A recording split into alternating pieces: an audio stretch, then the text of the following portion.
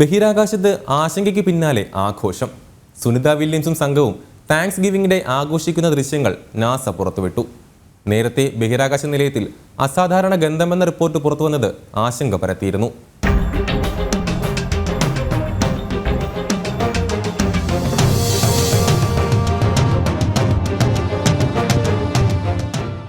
ബഹിരാകാശത്ത് thanks giving day ആഘോഷിച്ച് Indian വംശജ Sunitha വില്യംസും സംഘവും.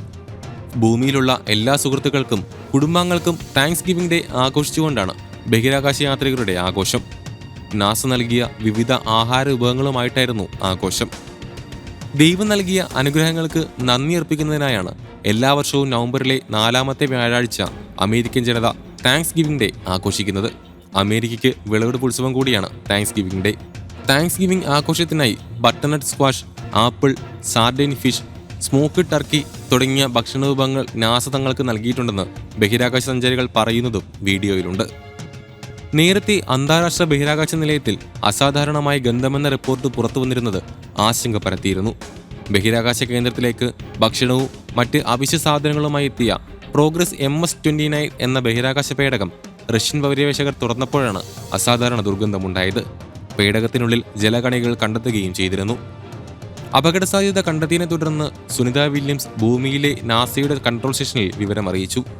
അടിയന്തരമായി സുരക്ഷാ മുൻകരുതൽ സ്വീകരിക്കാനും സുനിത അധികൃതർക്ക് നിർദ്ദേശം നൽകിയിരുന്നു. ബഹിരാകാശ നിലയത്തിലെ വായു ഗുണനിലവാരം സാധാരണ നിലയിലാണെന്ന് നാസ സ്ഥിരീകരിച്ചു. ബോയിങ് സ്റ്റാർലൈനർ പേടകത്തിലെ സാങ്കേതിക തകരാർ കാരണം സുനിത വില്യംസും സഹസഞ്ചാരി ബുച്ച് വിൽമോറും ഭൂമിയിലേക്ക് മടങ്ങാനാകാതെ ജൂൺ മുതൽ ബഹിരാകാശ നിലയത്തിൽ തുടരുകയാണ്.